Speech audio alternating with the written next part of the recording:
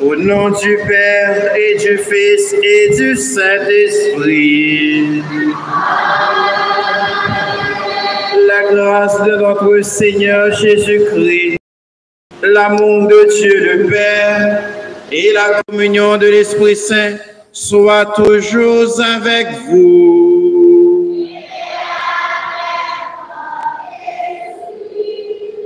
Révérend Père Jean-Claude Lauture, Révérend Père, Révérende Sœur, chers personnels de direction, chers professeurs, nos infatigables parents distingués et invités, chers communiants, chers élèves, chers frères et sœurs, bonjour. Bienvenue à cette célébration eucharistique. L'Eucharistie que célèbre l'Église est mystère de la foi, source et exigence de la charité, fondement de l'espérance, remède de l'immortalité. Ce matin, nous sommes heureux de nous retrouver ensemble pour louer et remercier le Dieu de bonté, celui qui nous fait don de la vie. En ce grand jour, nous marquons une étape importante de notre vie chrétienne. C'est un jour béni pour chacun de nous, puisque nous allons recevoir le corps et le sang du Christ pour la première fois dans le sacrement de l'Eucharistie.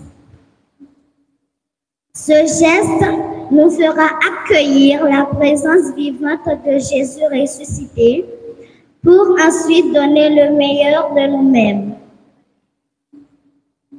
Le Christ a fait de l'oblation pascale, du pain et de la coupe le signe de sa vie donnée pour le salut du monde, le sacrement de son corps et de son sang.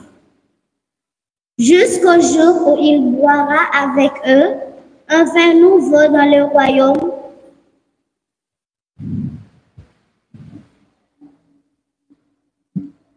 royaume de Dieu.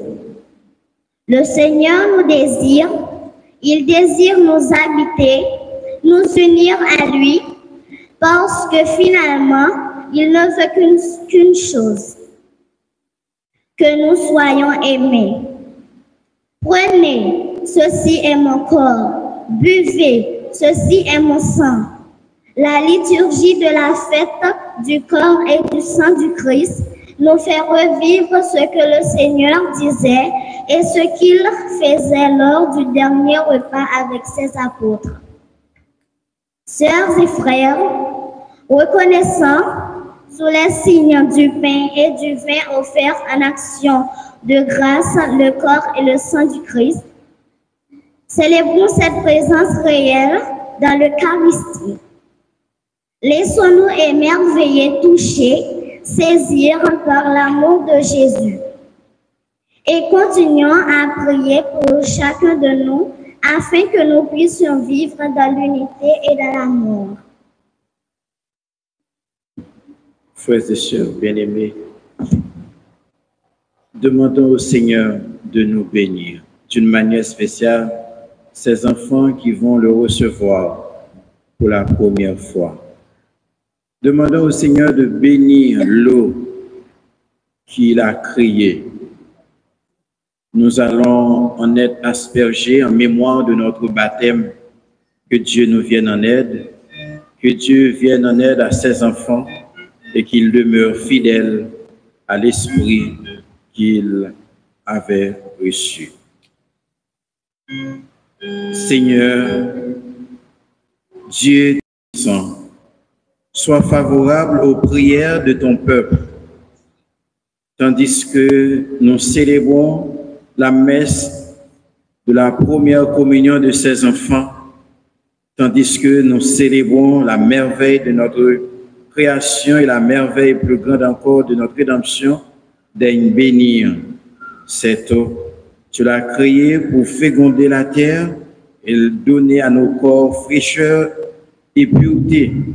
Tu en as fait aussi l'instrument de ta miséricorde. Par elle, tu as libéré ton peuple de la servitude et tu as étanché sa soif dans le désert. Par elle, les prophètes ont annoncé la nouvelle alliance que tu allais conclure avec l'humanité. Par elle, enfin, ô sanctifié par le Christ au Jourdain, tu as renouvelé notre nature pécheresse dans le bain de la nouvelle naissance. Que cette eau maintenant nous rappelle notre baptême et nous fasse participer à la joie de nos frères et sœurs, les baptisés de Pâques. Par le Christ notre Seigneur.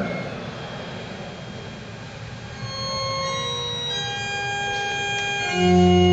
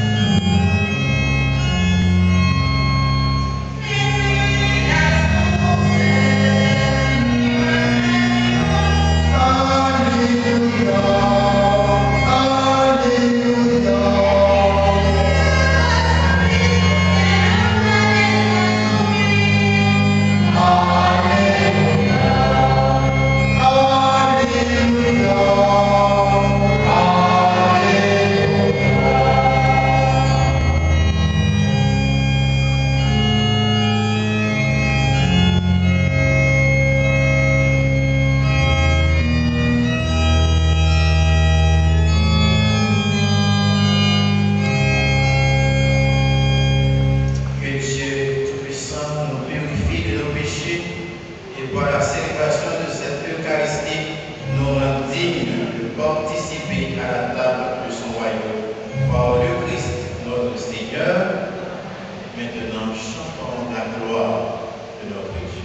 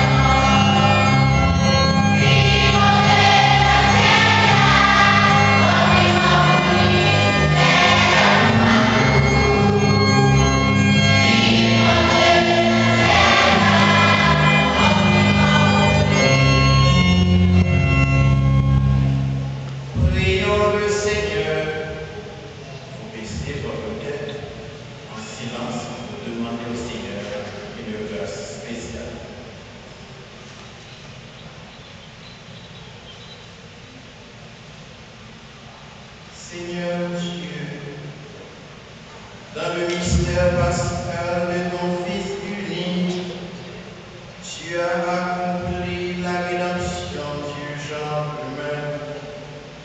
Nous t'en prions humblement, puisque dans la célébration de ce sacrement, en l'honneur de ces enfants qui vont nous recevoir pour la première fois, nous annonçons avec foi la mort et la résurrection du Christ. Fais que nous ressentions davantage les effets de ton œuvre de salut. Par Jésus-Christ, ton Fils, notre Seigneur et notre Dieu, qui vit et règne avec toi dans l'unité du Saint-Esprit, Dieu pour les siècles des siècles.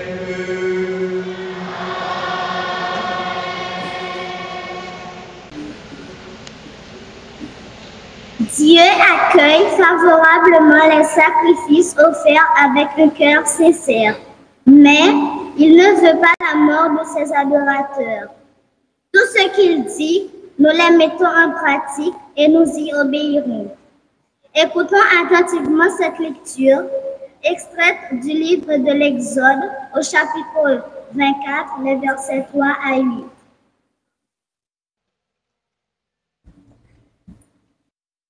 En ces jours-là, Moïse fait rapporter au peuple toutes les paroles du Seigneur et toutes ses ordonnances.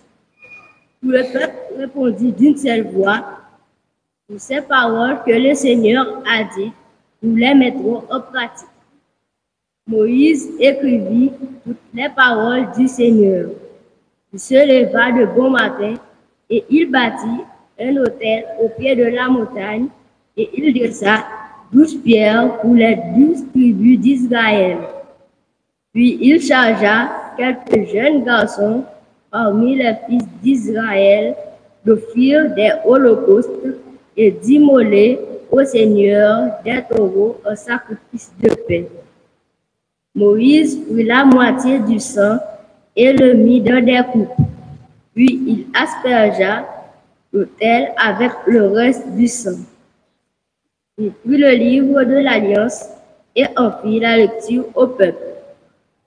Celui-ci répondit, « Tout ce que le Seigneur a dit, nous le mettrons en pratique, nous y obéirons. » Moïse prit le sang, en aspergea le peuple et dit, « Voici le sang de l'Alliance, que sur la base de toutes ces paroles, le Seigneur a conclu avec vous. » Parole du Seigneur.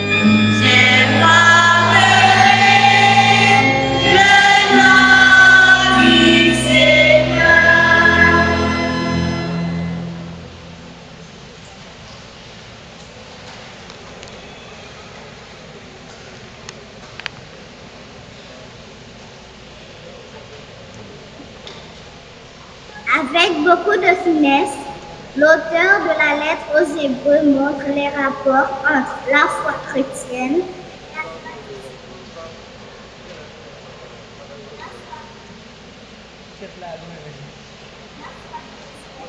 et la tradition publique, l'intérieur. relative au culte. Le Christ, en s'offrant lui-même, a obtenu pour tous les hommes la purification intérieure que prédigeait autrefois. L'aspersion rituelle du sang des animaux immolés. Il a scellé une alliance qui ne doit plus être renouvelée. Lecture de la lettre aux Hébreux, chapitre 9, versets 11 à 15. Frères, le Christ est venu, grand prêtre des biens à venir, par l'attente plus grande et plus parfaite, celle qui n'est pas œuvre de main humaine et n'appartient pas à cette création. Il est entré une fois pour toutes dans le sanctuaire, en répandant non pas le sang de bouc et de gêne pauvre, mais son propre sang. De cette manière, il a obtenu une libération définitive. S'il est vrai qu'une simple aspersion, avec le sang de bouc et de taureau et de la sang de génisse, sanctifie ceux qui sont souillés, leur rendant la pureté de la chair. Le sang du Christ fait bien davantage, car le Christ, poussé par l'Esprit éternel, s'est offert lui-même à Dieu comme une victime sans défaut. Son sang purifiera donc notre conscience des actes qui mènent à la mort, pour que nous puissions rendre un culte au Dieu vivant. Voilà pourquoi il est le médiateur d'une alliance nouvelle, d'un testament nouveau, puisque sa mort a permis le rachat des transgressions commises sur le premier testament. Ceux qui sont appelés peuvent recevoir l'héritage éternel, jadis promis, parole du Seigneur.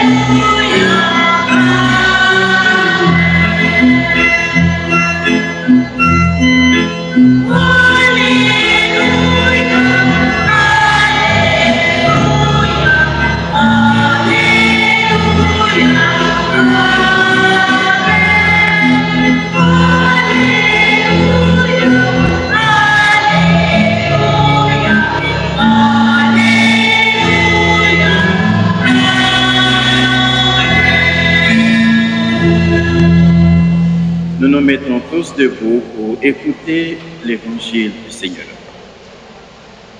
Le Seigneur soit avec vous. Évangile de Jésus-Christ selon saint Marc.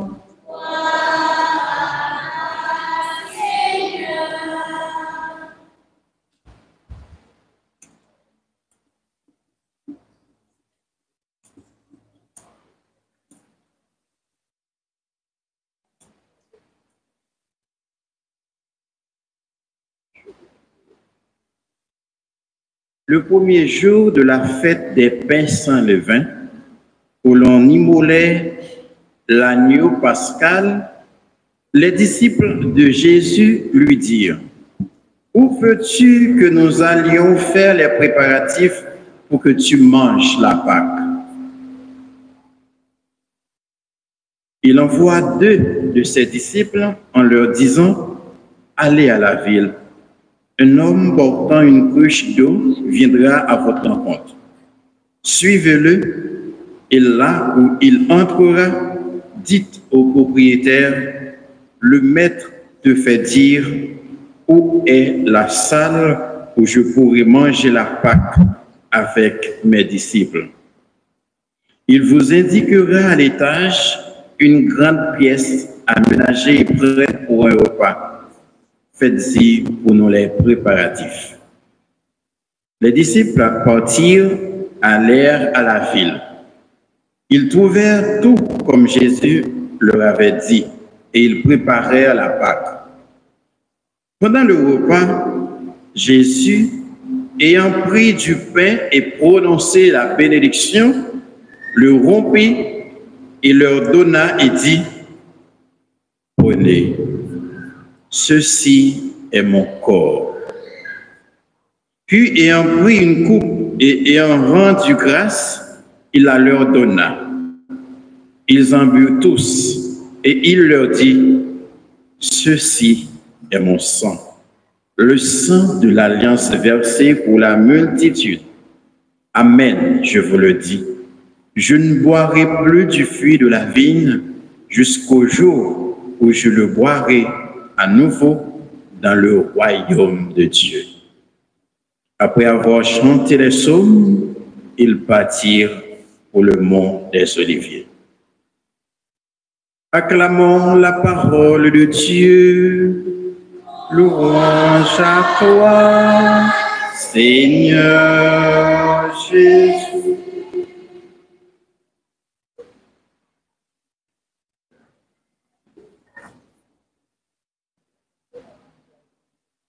Chers enfants de l'école internationale Sainte-Claire, chers enfants de l'école des sœurs salésiennes, chers enfants de l'école Saint-Jean-Paul II, frères et sœurs bien-aimés, c'est la première communion de ces enfants qui nous rassemble ici. Nous sommes avec eux et nous prions pour eux. À travers la méditation que j'aimerais vous livrer des paroles que nous avons écoutées à travers les 3 lectures, je voudrais méditer avec vous à partir de 3 questions. Qu'est-ce que ou qui vous allez recevoir? Pourquoi vous allez le recevoir? Et comment vous allez le recevoir? Nous allons méditer autour de ces 3 questions. Je sais que vous savez déjà qui vous allez recevoir. Mais je voudrais faire un résumé pour vous et aussi pour nos frères et sœurs qui sont ici. Pour que tout le monde sache qu'est-ce que ou qui vous allez recevoir pour la première fois dans votre vie. Alors,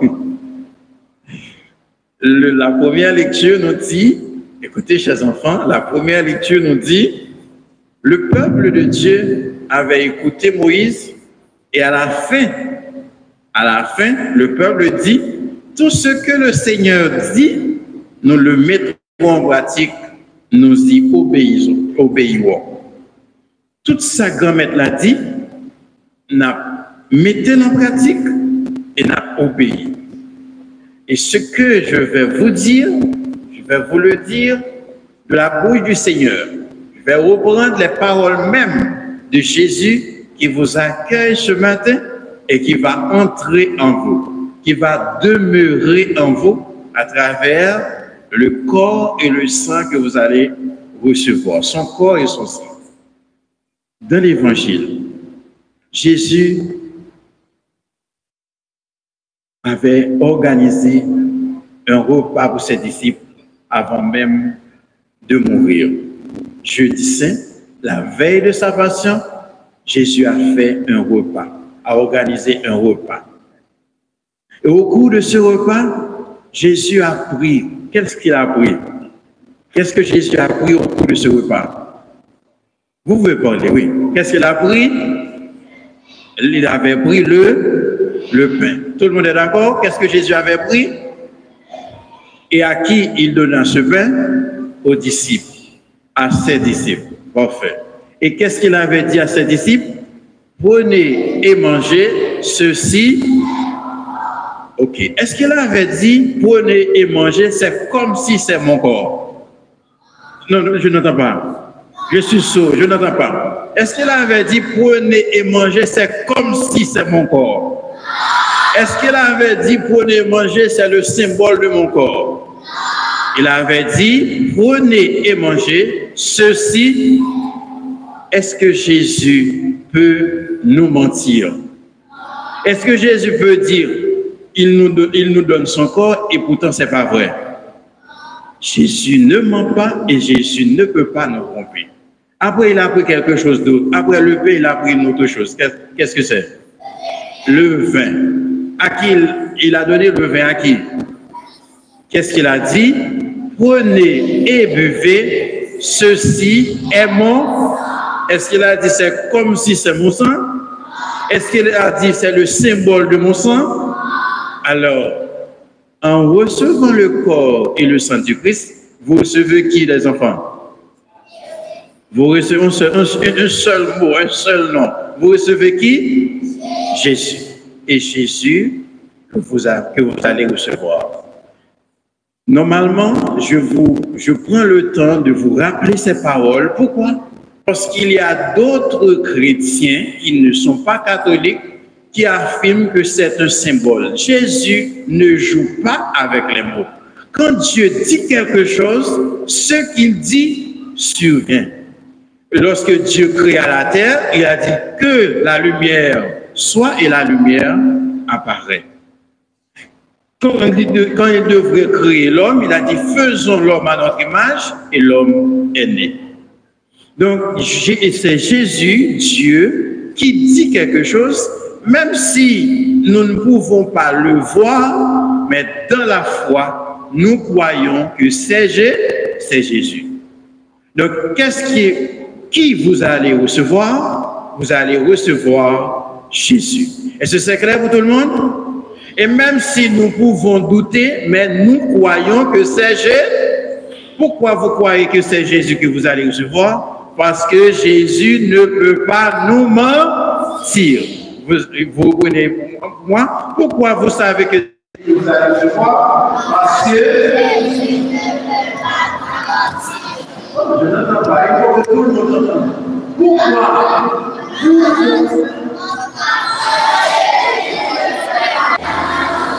Parce que c'est lui qui a dit ceci est mon et ceci est mon sang. Prenez et bu. C'est clair? Vous n'avez pas besoin d'autre explication. Nous accueillons ça dans la foi et au moment de la consécration, c'est Jésus qui descend. Chers enfants, il y a tellement de choses à vous dire. Il y a des gens qui ont douté. Parfois, Dieu n'intervient pas, mais parfois, Dieu intervient. Il y a un prêtre qui célébrait la messe, il doutait. Il dit, où dit c'est pain à tourner pour Jésus vrai? Où dit sang tourner sans Jésus vrai? Et puis, il finit faire consécration. Dans le moment de communion, là, il fidèle de la communion, mais il pas quoi. Il dit, ça c'est parole en l'air. Et l'aile tournait, les joignent. Vous connaissez, nous parlons de ça, avant de vous donner la communion, le Père va prendre un petit morceau de l'hostie et le jette dans le calice. Et mais petit morceau, ça, auquel il était jeté dans le calice, à son retour, il a trouvé 2 morceaux de viande et du sang. Et c'était le miracle parce que le prêtre ne croyait pas. Jusqu'à maintenant, ça s'est passé aux environs de 1400, jusqu'à maintenant, ces 2 morceaux de viande existent encore. Ça est conservé au Vatican. Dans notre pays, on nous a raconté l'histoire d'une petite fille. Ça s'est passé à Marbial. C'est un prêtre qui me l'a dit. Il est allé dans la chapelle à faire première communion petit monde. On a et mon petit fille était joué ma tante li. Et les jours ma tante li, il dit ma tante passez pour me pardonner, m'bito communion m'bral prendre tout fait. les fins qui ont fait communion en samedi parce que les à la chapelle, on organise la fête patronale le dimanche et samedi, ils ont toujours fait première communion pour tout le monde qui a communié. Et jour, elle s'est approchée comme tout le monde pour recevoir le corps du Christ et le sang du Christ. Elle finit recevoir le corps et le sang Jésus-Christ. Depuis l'instant, le malaise est comme si l'hostie a campé là. Il va dire ça. Elle arrive là, Kaili, il est venu pour tout faire. Hostie va venir ça. Et c'est là ça, il voyait mon père. Les voyait mon père. Il dit, mon père dit comme ça, est-ce que vous t'es mal confessé? Il dit, nous t'es bien confessé. Mais hostie va venir ça. Il dit comme ça, mais bon bagaille passe, c'est ça qui passe. Il dit, est-ce que vous t'es fait serment? Il dit, oui, je t'ai fait serment. Je t'ai dit, ma tante, je passé, je me réconcilier avec les plutôt l'hostie tout fait. Mon père dit, demandez bon Dieu pardon pour péché. Même côté, petit petit là, tombé crié, et aussi à descendre. Parce que, il était fait serment. On ne joue pas avec ça. Il y a un côté, je vais dire qui côté, il y a un monde qui vient avec un petit couleuvre pendant un moment de consécration. Et là, pendant un moment de consécration, c'est le monde qui va être témoignage encore. Il lève petit couleuvre en l'air parce que c'est dans le diable qui est. Et il baisse petit couleuvre tout doucement. Après un petit temps, petit couleuvre mourir. Parce que Jésus est présent. Nous ne pouvons pas le savoir. Comment on peut savoir que je suis vivant? Parce que c'est pour la foi, c'est par la foi, pardon, que vous allez recevoir, que vous croyez que Jésus est réellement présent. N'avancez pas devant le Saint-Sacrement sans savoir que c'est Dieu. C'est l'autorité de sa parole. Parce que quand Dieu dit quelque chose, il le réalise toujours. Vous répétez avec moi, quand Dieu dit quelque chose, il le réalise. Pourquoi? Parce qu'il ne peut pas nous mentir, il ne peut pas nous tromper et il ne peut pas se tromper. Deuxième chose, alors c'est la première question, qui vous allez recevoir? Vous allez recevoir Jésus dans son corps et dans son sang. Et c'est la foi qui nous rassure cela. Pourquoi vous allez recevoir Jésus? Chers amis, Jésus a dit une phrase, si vous ne mangez pas la chair du Fils de l'homme, et si vous ne buvez pas son sang, vous n'aurez pas la vie en vous. Jean 6, verset 53. Alors, pourquoi vous allez recevoir j'ai donné la question. Pourquoi vous allez recevoir Jésus? Parce que... Non, oui, on a déjà dit ça. Nous sommes à la deuxième question. Alors, la réponse à la deuxième question, pourquoi vous allez recevoir Jésus? Je vais vous donner un petit poule. Jésus a dit, écoutez bien et vous allez répondre. Jésus a dit, si vous ne mangez pas la chair du Fils de l'homme, si vous ne buvez pas son sang, vous n'aurez pas la vie en vous. Alors pourquoi vous allez recevoir Jésus? Pour avoir quelle vie? La vie éternelle. La vie de Jésus en vous. Vous allez recevoir, parce que Jésus a dit ça dans l'évangile, je ne boirai plus du fruit de la vigne jusqu'au jour où je le boirai dans le royaume de Dieu. Vous allez recevoir le corps du Christ et le sang du Christ pour avoir la vie de Jésus en vous. Parce que si vous ne mangez pas, est-ce que vous allez vivre? Répondez, physiquement. Si vous ne mangez pas la nourriture que vous donnent les parents, si vous ne mangez, quelqu'un qui ne mange pas, est-ce qu'il ne va pas mourir? Hein? De même, s'il veut vivre, il doit manger. Maintenant, au niveau de la vie spirituelle, pour avoir la vie de Dieu en vous, il faut manger le corps et le sang du Christ. Donc c'est pour avoir la vie en vous. Vous allez recevoir son sang pour avoir la vie en vous. Parce que dans le domaine ordinaire, au niveau de la santé, nous entendons dire un tel besoin sang, Et s'il pas un sang, là, nous entendons ça, tout le monde. Nous entendons les gens qui ont besoin de sang, ils ont besoin de quelqu'un pour aller le sang. Nous entendons ça. Et s'il n'a pas de sang, c'est qu'il va mourir. Et bien, de même pour la vie spirituelle, si vous ne buvez pas le sang du Christ, si vous ne recevez pas le sang du Christ, vous allez mourir. Parce qu'à cause du péché, nous avons en nous la mort. Comme a dit Saint Paul, chapitre, Saint Paul dans la lettre aux Romains, chapitre 5, le salaire du péché, c'est là. Alors nous avons besoin du sang du Christ, de son corps, pour avoir la vie de Dieu, la vie. La troisième question, et la dernière, comment recevoir le corps et le sang du Christ? Chers amis, vous avez entendu pour l'évangile, Jésus, avant de manger, avant de préparer ce repas, il a envoyé des disciples préparer le repas. Eh bien, de même pour vous autres, vous devez vous préparer avant de recevoir le corps du Christ. Vous devez être en état pour recevoir le corps du Christ. Dieu ne tolère pas le péché. Dieu ne tolère pas la saleté intérieure. En état de péché, vous ne devez pas recevoir le corps du Christ. Vous devez recevoir d'abord la confession. Est-ce que hier, vous n'avez pas reçu la confession? Oui. Hier, vous n'êtes pas confessé hier?